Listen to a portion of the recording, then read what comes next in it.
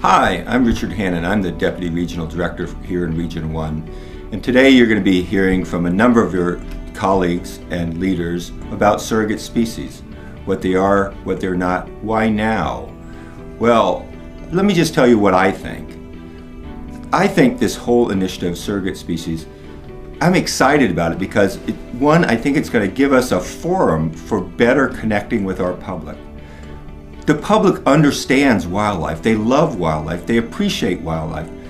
And what do we talk about? We often talk about the papers we write or the recovery plans that we've crafted or biological opinions that we've written. The public isn't excited about that. They're excited about wildlife, wild creatures and wild places. When we identify surrogate species, we are going to recapture the public's imagination and reconnection with what we do and why we do it because of their love of wildlife. So now join me as some of your friends, colleagues, and leadership talk to you about surrogate species and what they mean to them. Surrogate species is a new way to think about and manage our nation's wildlife legacy. It focuses on a representative group of wildlife species to conserve all wildlife. Just as there are species whose status represents a barometer on the ecological health of our environment, there are also species that, if managed to healthy populations and long-term viability, give us confidence that other species will likewise be sustained. With regional responsibility for hundreds of migratory bird species, planning for surrogate species means we can take a more focused approach to research and monitoring needed for landscape-scale conservation. For wildlife sportfish restoration, surrogate species means a stronger, healthier tie to the disciplined approach and practical application of SHC shown by the states in conserving common species.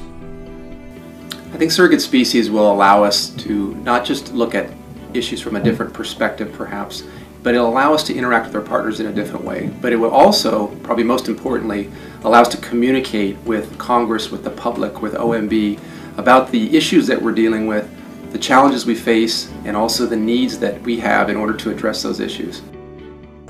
I was particularly gratified in reading the draft guidance, the amount of emphasis that's put on evaluation and monitoring, particularly in light in the amount of renewed emphasis we have on those types of activities in the National Wildlife Refuge System.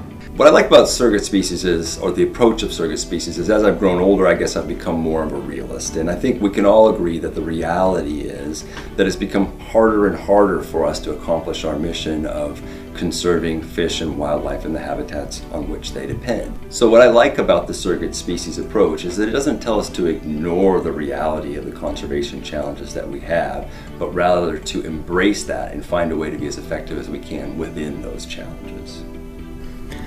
So one of our challenges in this region and the service overall is that we're dealing with these very complex landscapes, lots of species, lots of impacts, and I think it's very difficult for us, not only in terms of trying to communicate with the public, with our stakeholders, but just even from the science side to really understand what's happening on the landscape and how we're affecting that and what we can be doing to better fish and wildlife populations, and that's where surrogate species can really be a powerful tool for us. Region 1's Office of Law Enforcement can focus its efforts on illegal activities affecting certain species to create a ripple effect of protection and coverage for many species. I think it's going to be easy to sit back and say surrogate species isn't going to work, it's going to be too difficult, or we already do it. But if we think that way, we're really losing an opportunity to look for better ways of what we do and to articulate to the public of why it is we're doing it. We come to this job and we have so much passion, and yet when we talk to the public, we use jargon, we use acronyms, and we retreat into Section 4 of the ESA. And that makes it really hard for the public to both understand and support what it is we do. So I have some questions. I'm looking forward to being a part of this, and I'm looking forward to doing something bigger and something that is possibly revolutionary for this agency. The thing to remember about surrogate species is this is just another step in what we've been doing with strategic habitat conservation. And Region 1 has been a leader in strategic habitat conservation for a very, very long time. And so by linking to a surrogate species, my hope is that we can show the public what that species is about at the same time as we show them what we're doing with that species and what we're doing to affect habitats and special places that people may care about. The thing I'm really encouraging people to do is read the guidance, understand what's in there, and comment on what it means for them and what it means for their jobs so that we can make the guidance better. The surrogate species will give us the opportunity for greater conservation success. Selecting, tracking, and assessing our actions will help inform us as well as build public interest in our trust resources. The critical thinking that will be applied to this initiative will help clarify our goals, challenge our assumptions, and help us formulate actions to improve the status of our resources.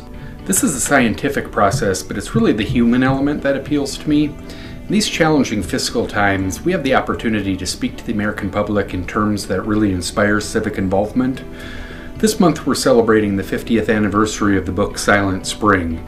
In the face of immense public scrutiny, Rachel Carson talked about science in a way that resonated with the American public. So 50 years from now, will our citizens look back at the steps we took and appreciate that we also rose to meet our challenges? You have the opportunity to get involved. You have the opportunity to make comments, to read the technical guidance, and to shape this process into a conservation success that will last for generations.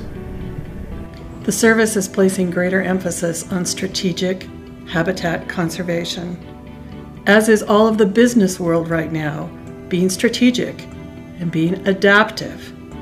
And one of the elements of strategic habitat conservation is having explicit biological objectives and trying to meet them. And surrogate species is a way that we can do that. And where in the past the service has applied that model of surrogate species, it works. It's working on sage grouse, which we're looking at across the entire landscapes of the western United States now, to find a way, working together, land managers and others, to conserve that species, and in doing so, deliver benefit for that landscape. So surrogate species isn't new. And when we invest in that model, we achieve conservation success. But we can't do that for thousands of species. We can't use that model for everything that we care about in wildlife. So we're going to choose surrogates, and those surrogates are going to help us deliver conservation for a vibrant, healthy landscape, the remarkable landscapes of the Pacific Northwest, Hawaii, and the Pacific Islands. Those landscapes are in our hands at a time when we might have fewer resources to address them. Let's be effective, let's be efficient, and let's be inspired that we can do this. And because we're Region 1, we can do it with excellence.